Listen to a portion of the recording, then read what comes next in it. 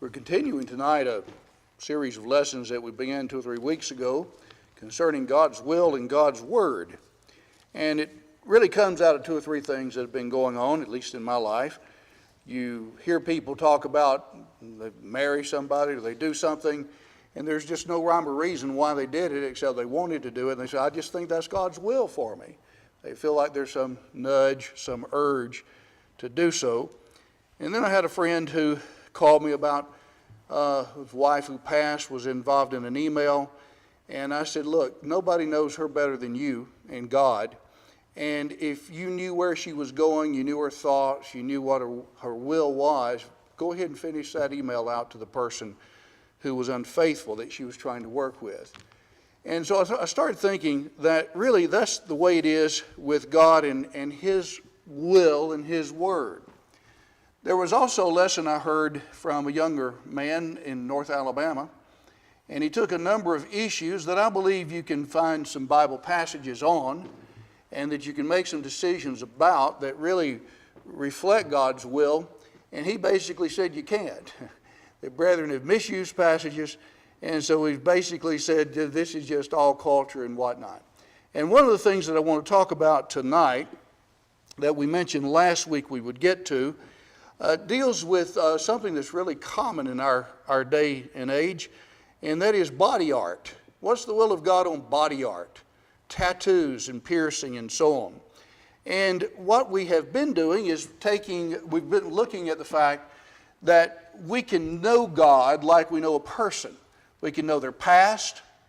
We can know what they're doing presently, what their work is all about. We can know, thirdly, their words. And from all of that, we can maintain what their will is. We looked at what the word will means in the Bible. And then we looked at the fact that we can know God the same way. We look at what's past, what He's done with people in the times past, what He's doing with present, what His actual word is on matters, and then from that we can ascertain what His will is. Sometimes His will is very specific. This is the will of God, even your sanctification, that you abstain from fornication, 1 Thessalonians 4 verse 3. Well, there's no question about that. That's very, very definite. But there are other matters that God's will can be obtained, and not necessarily did God specifically mention the thing that is under discussion. For instance, gambling. We don't have that up on our study right now, but gambling, the word gamble is not in the Bible. G-A-M-B-O-L is. When in Malachi 4, the calves would gamble out of the stalls, but not G-A-M-B-L-E. And yet I believe there are a lot of passages that deal with the principles behind it. And there are other things like that. So we're asking the question, what is God's will relative to what I do to my body as to apparel, as well as art, body art, tattoos and piercing. And we looked last week, and I'm going to go through this very quickly. We looked last week with how much is said about our body. God's special creation. We're dual beings. He's given us both body and spirit. Our bodies are a temple of the Holy Spirit, which we have from God, which is in us. We're not our own. We were bought with a price, so we're to glorify God with our bodies. And then Paul prayed that the Thessalonian spirit, soul, and body be preserved blameless.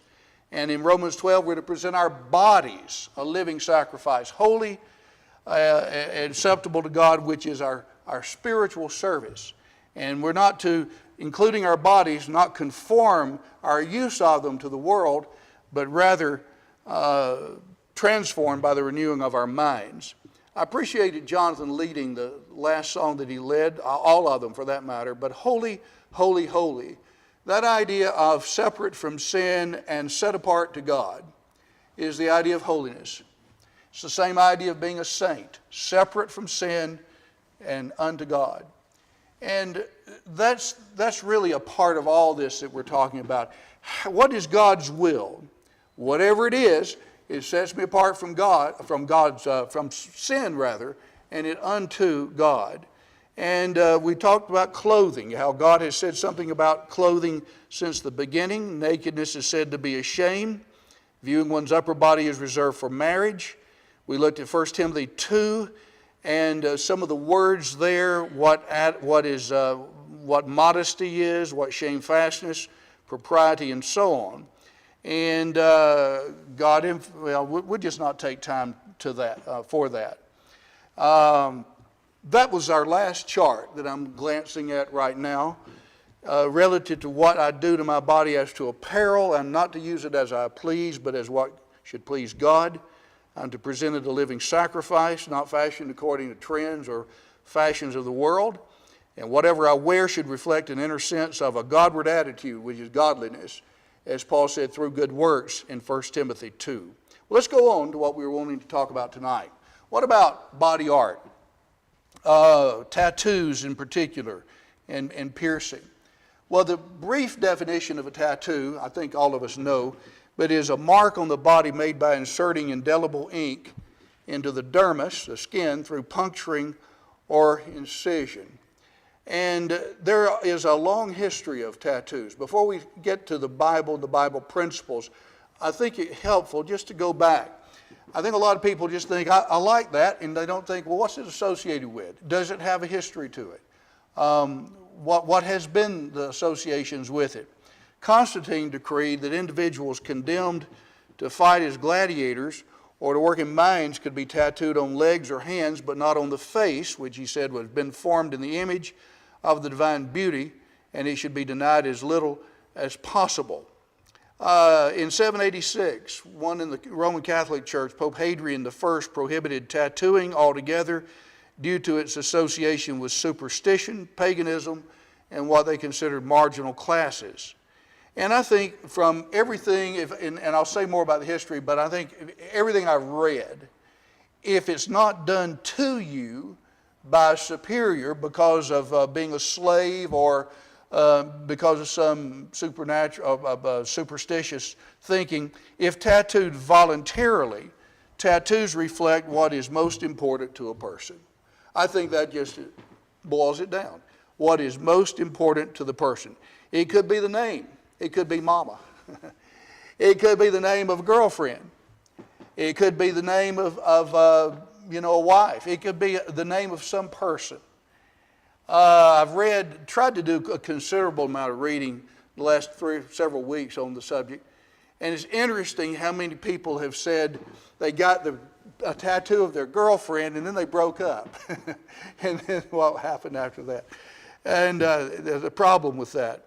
But it's usually something that is extremely important to a person, such as another person.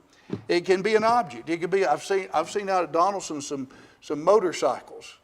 I've seen basketball hoops.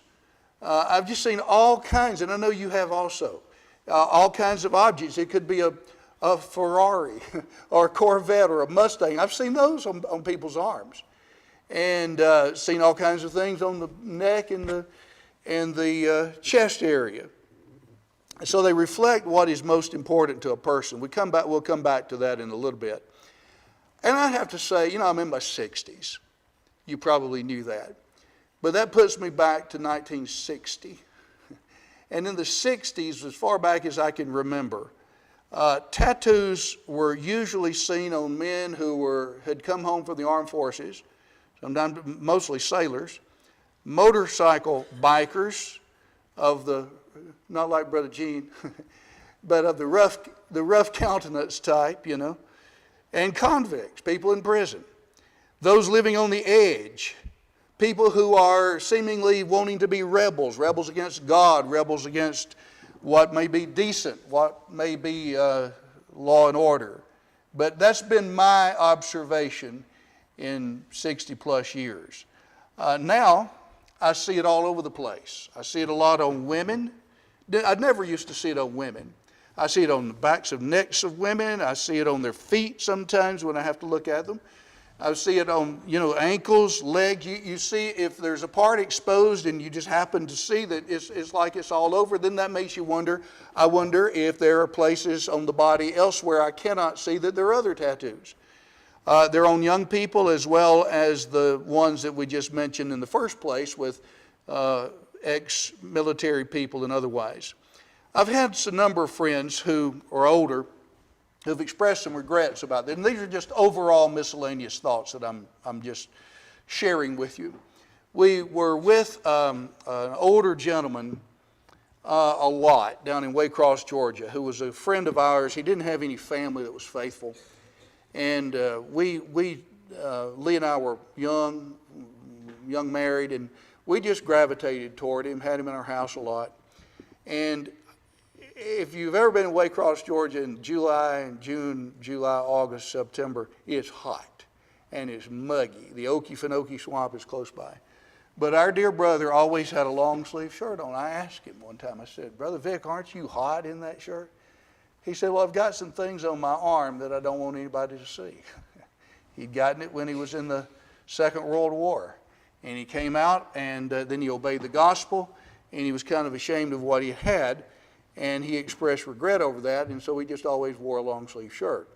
I have a friend of mine who's really a little bit younger than I am, and when he was in college in a fraternity, on a dare, he got a tattoo. He's a faithful Christian now, but he doesn't want to be seen. So it's a long sleeve shirt. He had one on the upper part of his arm. I say that to say that sometimes when we're younger and we think this is exciting, I'm kind of living on the edge, I think I'll do this. Don't. Wait. It's a short-term decision that has long-term effects, long-term consequences. And everybody I've talked to about it says that it involves a lot of physical pain to get them. It's a fair amount of money, and even more money and pain to have them removed. And they usually can't be removed completely. I've heard of people who have had, and I believe Brother Charles was telling about this the other night, that here you have some woman, some naked lady, and then all of a sudden you obey the gospel, then what? Well, you have tattooed some clothes on her? Or what? That's happened before to people, but it's a short-term idea with long-term expenses and long-term consequences. I came across something I thought was kind of funny. An older lady said she thought that Mickey Mouse on her granddaughter looked cute when it was young. But later on, when she was seeking employment in a corporation, it wasn't so cute. And I say all that to say there are some things that we can do that we can later regret, and I think this is one of them. And I throw that out and just for your consideration. Some Egyptian historians state that while Egyptians did tattoo, it was limited to women, as certain body parts associated with fertility were tattooed, believing that such would provide good luck charms, kind of an amulet, so to speak, protecting them and their young. And women frequently had imprints of the fertility goddess Bes, which supports those ideas.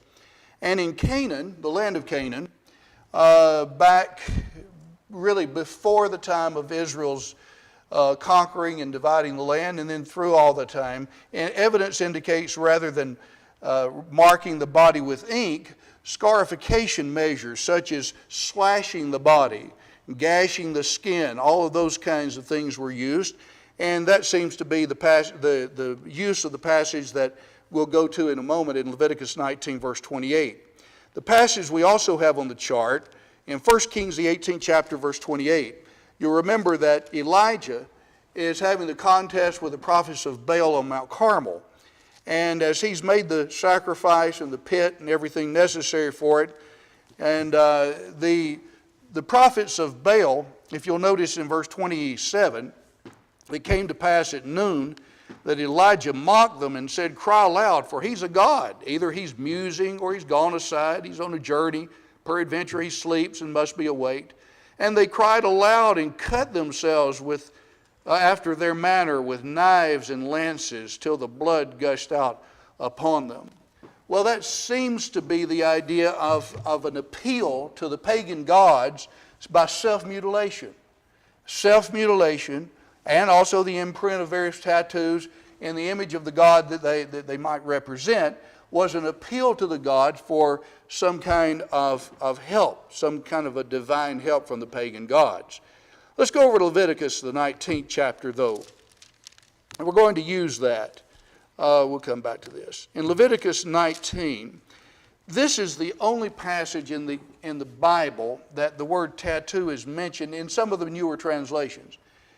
The word is not even there in the King James, the American Standard, and some others. It reads in verse 26, Ye shall not eat anything with the blood, neither shall ye use enchantments nor practice augury. Well, that gives you the idea he's talking about pagan idolatry. Ye shall not round the corners of your heads or cut the hair on the sides of the head in a very unusual way. So you've got no hair on the sides and some maybe high and tall at the top. I think we've seen some athletes that look like that. Don't do that. Neither shalt thou mar the corners of thy beard or clip off the edges of thy beard in such a way that would reflect those who were idolaters. Then our passage. The American Standard reads, Ye shall not make any cuttings in your flesh for the dead, nor print any marks upon you. I am Jehovah. Ye shall not make any cuttings. You're not to cut your bodies. This is one translation says, cut your body for the dead, nor print any marks, nor put tattoos, some translations say, or put a tattoo on you, for I am Jehovah. Print any marks. It's interesting that the word tattoo really did not come to Europe till the 1700s. So the word tattoo was not in the King James Version because it hadn't been used yet. And we'll see that in just a moment. But it's in some of the newer translations. The Latin word that we get tattoo from was stigmata, modern meaning of stigmatize as a pejorative, an insult, so to speak, has evolved from Latin, first introduced in Europe by Captain James Cook around 1770. And again, it was used for slaves, gladiators, criminals, and later soldiers as identifying marks.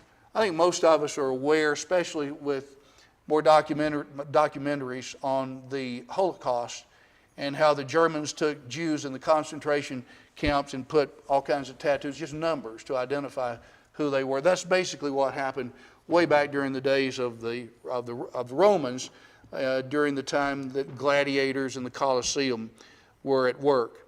And during the first century, Romans did not tattoo. They associated it with marginal groups, foreigners such as Thracians, who were known to tattoo extensively.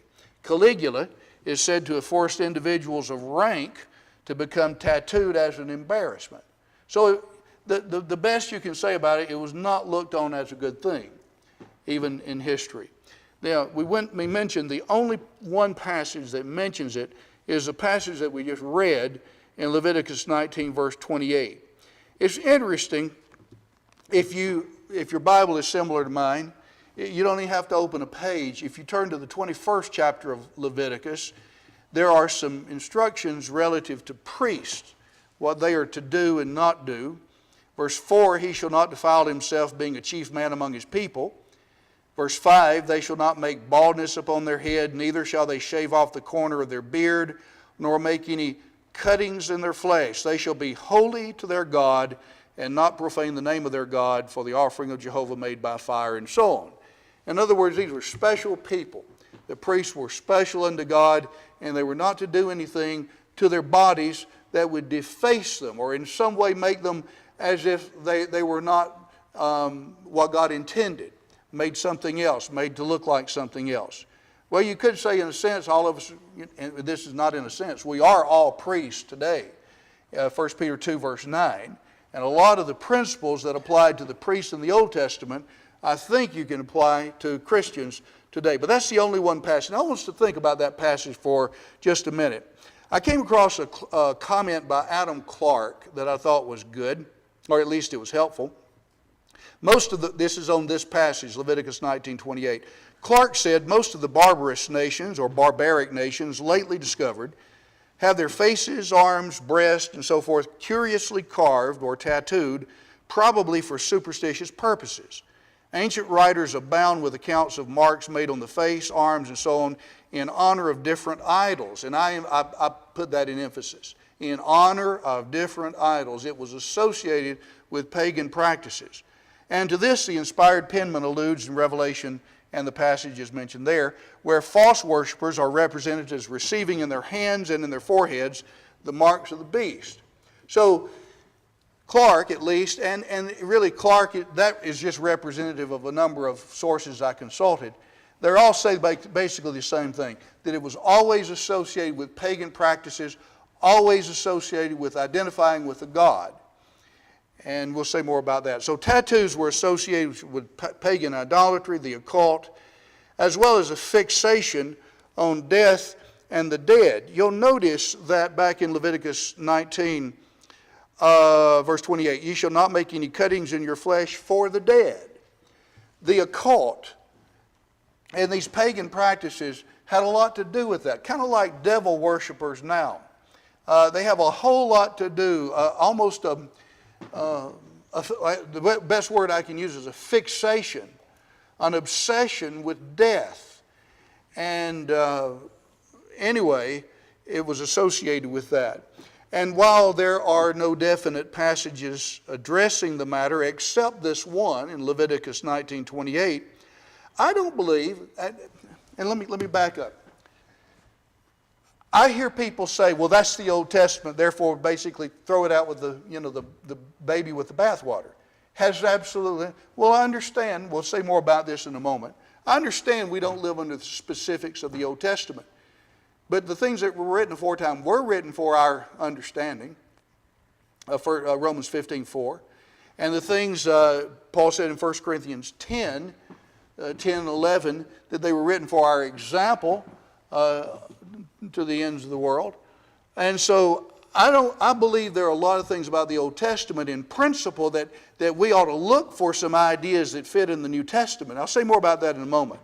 But while no definite passage addresses that, it does not mean license is given for unrestrained tattooing. Just do whatever we want. And I've heard this phrase several times, you need to think before you ink. And I think that's right. Well, what about such use of the Old Testament? People say, well, there you go again, going back to the Old Testament, just like you do on gays and lesbians. You go back and talk about how it was an abomination and all that kind of thing. And yet you're not, I've heard people say, it's cafeteria style. You pick and choose. You do that, but what about planting two different kinds of seed in the same field? What about having an ox and an ass plowing together? What about, boiling a kid with his milk? What about all these other passages of it? Well, what about such use of the Old Testament? I think there are several things that people just blithely ignore when they're studying the Bible, or they don't want to put it together because they want to do what they want to do. We recognize first that the law ended at the cross. I recognize that we're under law to Christ, 1 Corinthians 9:21. We're under the New Testament. I understand all that. The Bible teaches that. We also, though, realize that the law served as a tutor or a schoolmaster to bring us to Christ, lead us to Christ, Galatians 3 verse 24. And so it's still important in helping us to see vital New Testament ideas. Brother Irvin Lee had been schooled under H. Leo Bowles, and I've got a number of things he wrote, but suffice it to say he must have been a great Bible student. I know he was a Bible scholar in a lot of ways. Brother Lee used to say that in the classes that Brother H. Leo Bowles would teach, they'd be talking about some New Testament subject, and he would always illustrate it with an Old Testament story. He didn't go to, something in light. He would illustrate it from the Old Testament. And his point was that the Old Testament furnishes illustrations for practically every New Testament teaching or principle that you would want. And I think a lot of brethren forget about that. And particularly I'm certain we don't have anybody here who would say, well, we're not under the old Bible and so there's no use in it. We're above that. We're better than that. But there are some brethren who think that. And I do remember that Jesus said in Matthew 4, when accosted and tempted by the devil, if you're the Son of God, cast these stones into bread. He says, it is written, man shall not live by bread alone, but by every word that proceeds out of the mouth of God. And he was quoting from Deuteronomy, the 8th chapter. And Deuteronomy, the 8th chapter, was part of that word that he said man should not live by bread alone, but by that. So it's our tutor. Now this third point I want to break into subpoints. I think we need to handle accurately the law. Paul said to rightly we're to study to show ourselves approved unto God, a workman that needs not to be ashamed, rightly dividing or handling accurately the word of truth. And that includes several things when we look at the Old Testament. One is that we recognize specific civil laws relative to Israel's agricultural background. We know that Israel was a physical, civil nation, that they lived in a land, that they were primarily an agricultural nation and family, and that a lot of the laws dealt with them in a civil way and an agricultural way, such as the sabbatical years, every 7th year, then the year of Jubilee, the 50th year. And a lot of that, I think we can see, they were tests that God gave Israel. Will you honor me and not plow the land on this and count on me to provide? I think that's a part of it. But we understand that some things were specific for them as a physical nation that God had intended in Israel. A second thing is that I think in handling accurately the law, we need to recognize moral laws that God intended from creation. From Genesis, the 4th chapter, you can see it was wrong to murder. And that's codified in the law in Exodus 20. Thou shalt not kill. Then penalties are described as what to do with someone who does in various. So murder is wrong. Stealing another person's wife was wrong. We see that even with Abraham and Abimelech. We see it in other cases. Even though concubinage was a part of it, the idea of stealing another's wife, that seemed to be wrong. Adultery seemed to be wrong even before the law was given. And then when the law was given, it's codified to be wrong. Adultery is wrong. And then in the New Testament, Jesus referred those who ask him about it all the way back to the creation. Have you not read that he who made them in the beginning made them male and female? And then he appealed to that. So these are moral, eternal principles that you can see intimated in the patriarchs and then codified in the Mosaic Law and then made more clear in the New Testament. Murder, stealing, adultery, the same can be identified in the New Testament. I think we need to look for that. And when we see these laws in the Old Testament and say, that certainly sounds like, and then you look to the New Testament and see a passage that reflects those ideas. The third thing I think we need to do in handling it accurately is to recognize principles in the law that illustrated holiness, that illustrated separation from sin, illustrated being what a peculiar or a people for God's own possession is all about. Giving the best to God, honoring God, loving God with all our heart, soul, and mind, as Deuteronomy 6, the 6th chapter teaches.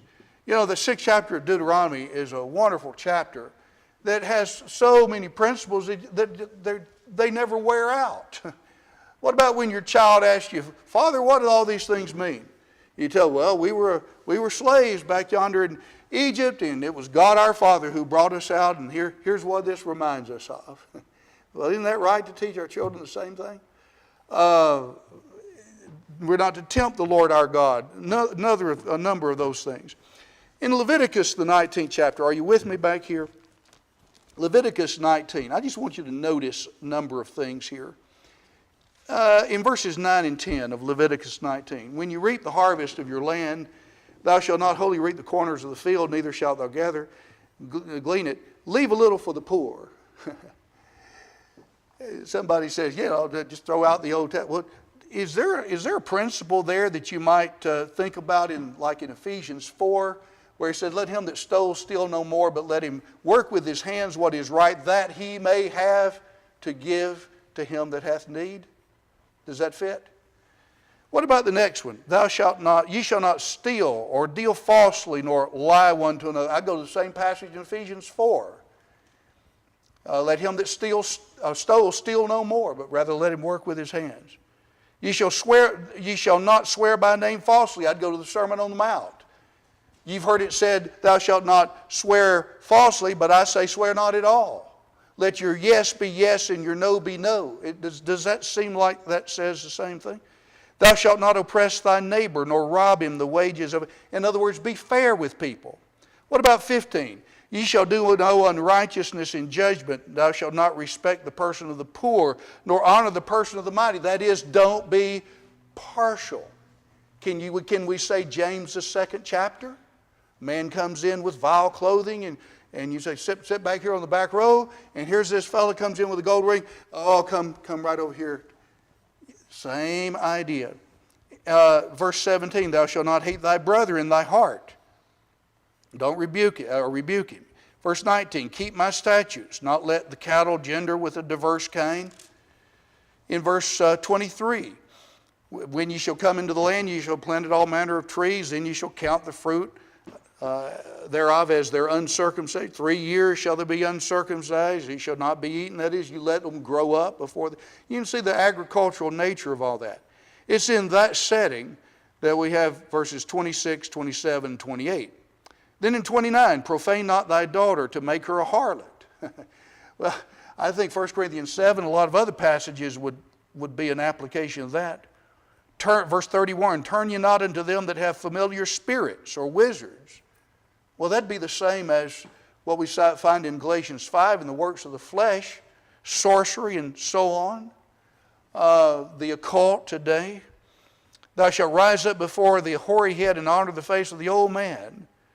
1 Timothy 5, we're to treat the older people as fathers and the younger as brothers. I mean, without any forethought, I could just put New Testament passages. And what we find in this chapter is not something that just dispose of, has no meaning, no relevance. These are actual physical laws given to a physical nation that actually illustrate the kind of holiness that the universal gospel teaches. You know, when we look at the Old Testament, this is to a physical nation limited to a geographical area that dealt with them in a civil way as well as a moral way as well as a religious way. But when we come to the gospel in the New Testament, go preach the gospel to every creature. Teach all the nations, baptizing every people from all countries.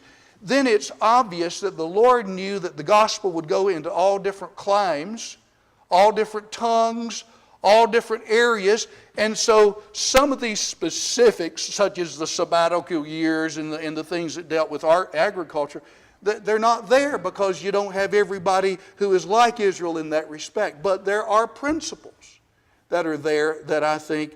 Now, you say, well, where are you going with all this principle stuff?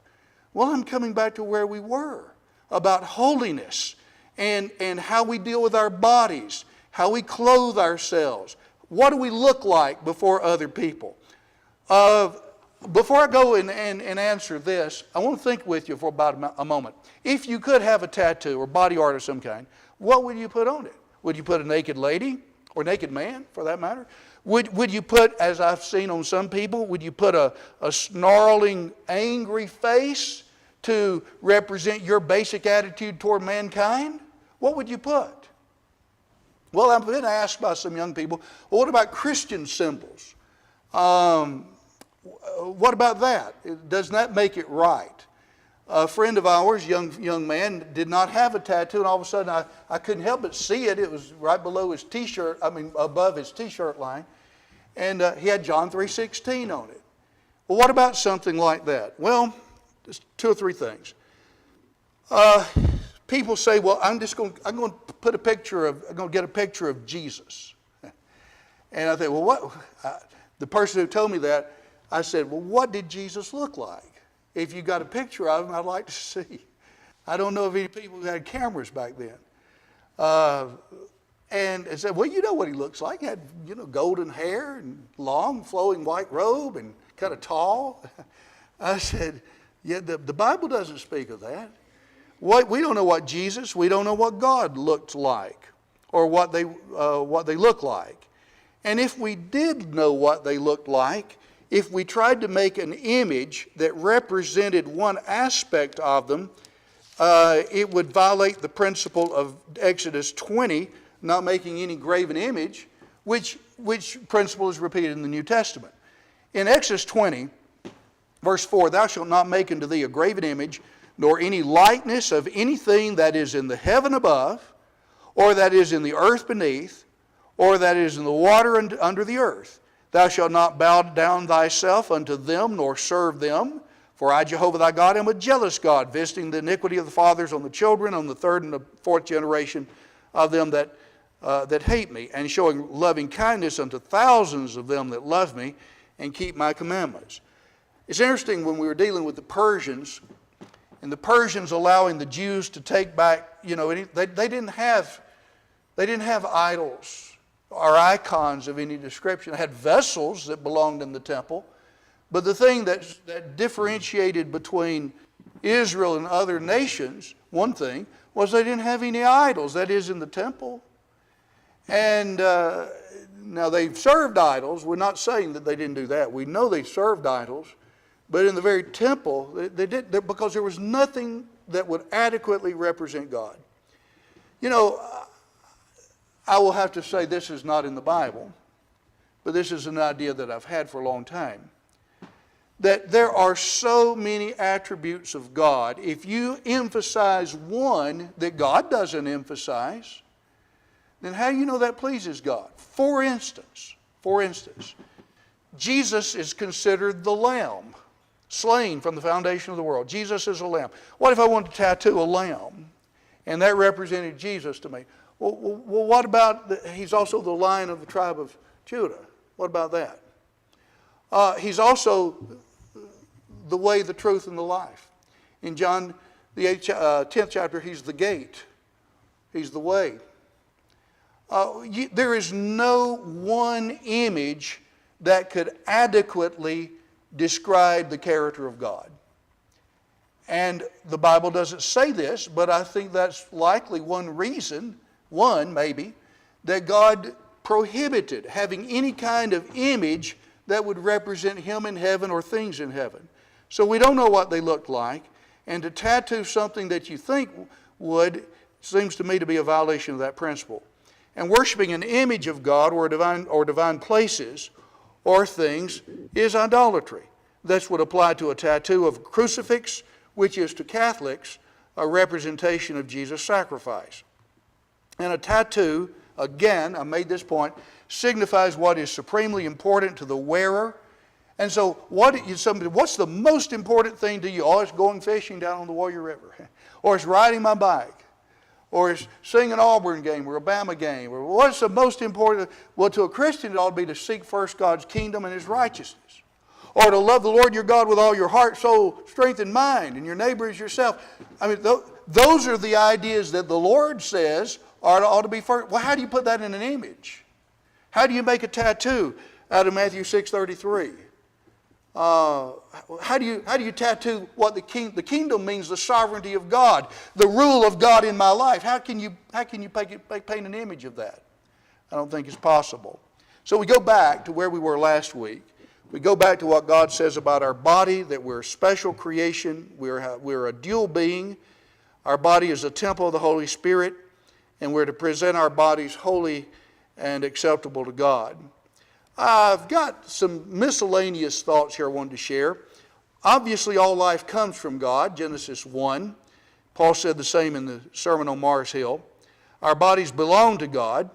And having said that, God has a very high view of our bodies as His handiwork and not to be disfigured. We see all that through the Old Testament. And I take it to be that though it's not mentioned per se in the New Testament, that the idea is true as well, that the body is still special to God, that we're to use it to glorify Him. It's interesting how the various parts of the body are used in various passages. The sacrifice of our lips, singing praises to Him, last bit of Hebrews 12, parts of Hebrews 13, end of 12.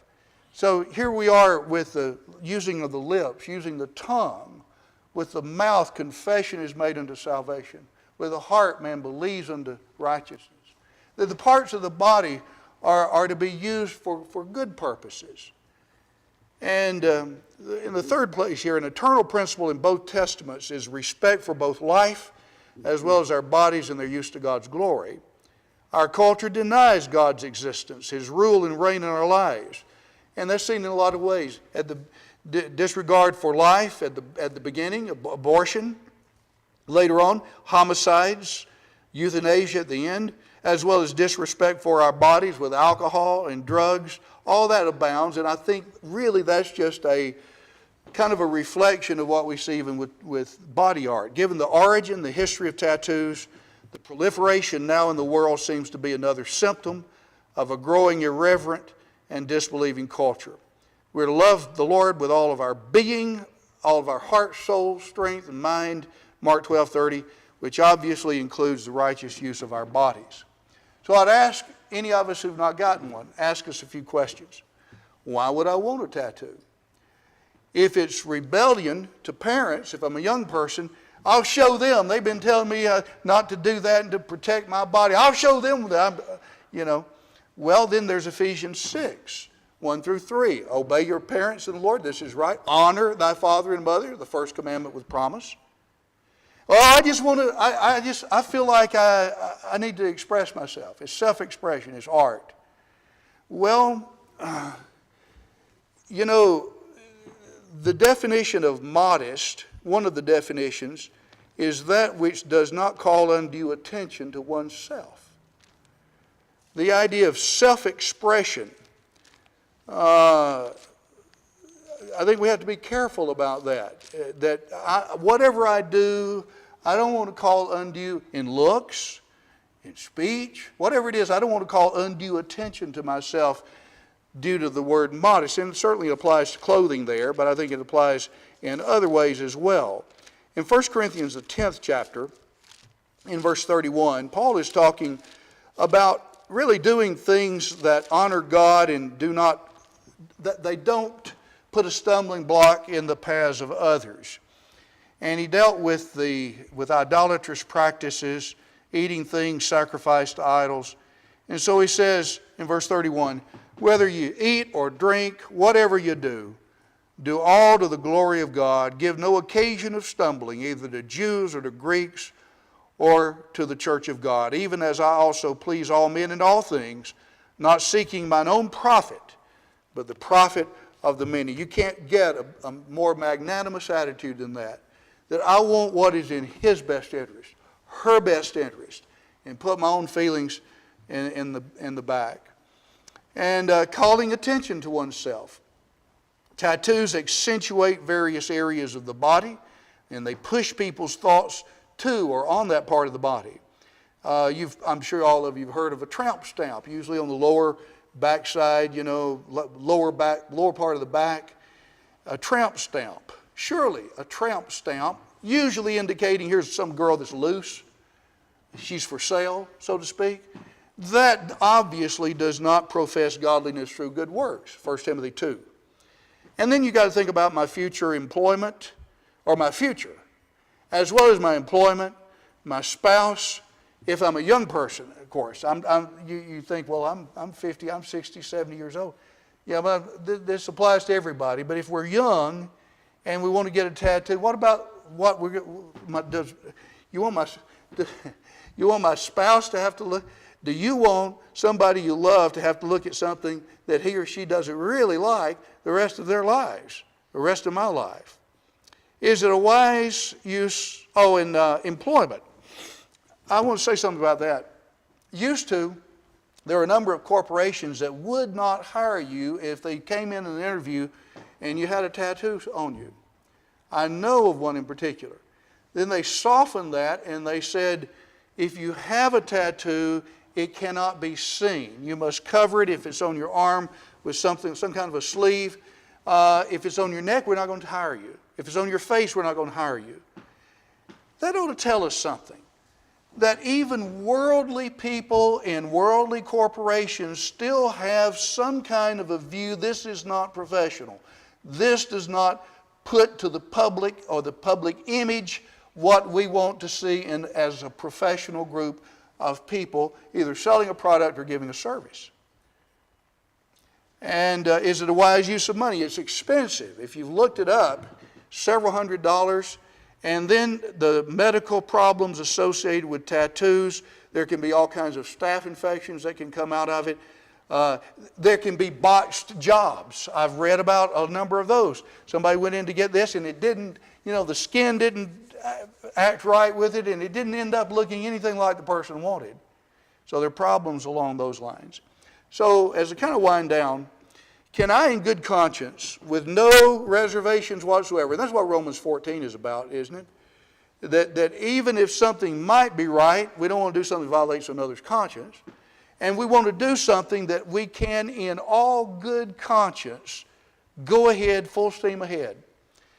And can I in good conscience, with no reservations, no questions, and following an infallibly safe guide that we talked about a few weeks ago, that there is always a safe guide to follow in the Scripture, can I believe that I get body art for myself and glorify God in my body at the same time? For me, I could not do it. So if you've already gotten some, then you can't undo it. We're not talking really about that. We're just talking about people who haven't gotten it, and we're encouraging them not to get it and the reasons why. Well, you've listened patiently, and I hope that our thoughts have been helpful. Our time is gone, I see. I came across something, the 10 reasons not to get a tattoo by a person who was tattooed all over himself. He says it's mainstream and unoriginal. Everyone has them. Why follow the trend? It hurts, number 9. Number 8, you might regret what you get, what size it is, where it's placed. Number 7, it could turn out bad. I mean really bad. You have no idea how many people pay a lot of money for what turns out to be very ugly or even misspelled tattoos. Number 6, it's expensive. Can you really justify the cost? Number 5, it will draw attention. If you don't like people staring at you, this could be a bad decision. Number 4, you will be judged. Even though tattoos are mainstream, broadly accepted, you will still encounter people who think less of you for the ink. 3, it's permanent. If you want to say something, why not go for a cool t-shirt?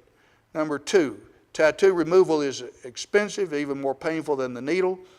And number 1, it hurts. It bears repeating. So, again, I hope those thoughts have been helpful as we think about it, maybe as we try to teach and influence people who are within the sphere of our lives and our influence. Haven't really been talking about what to do to be a Christian, but what we have been trying to talk about is living a holy life, living a life that's separate from sin, separate from the world, and unto God.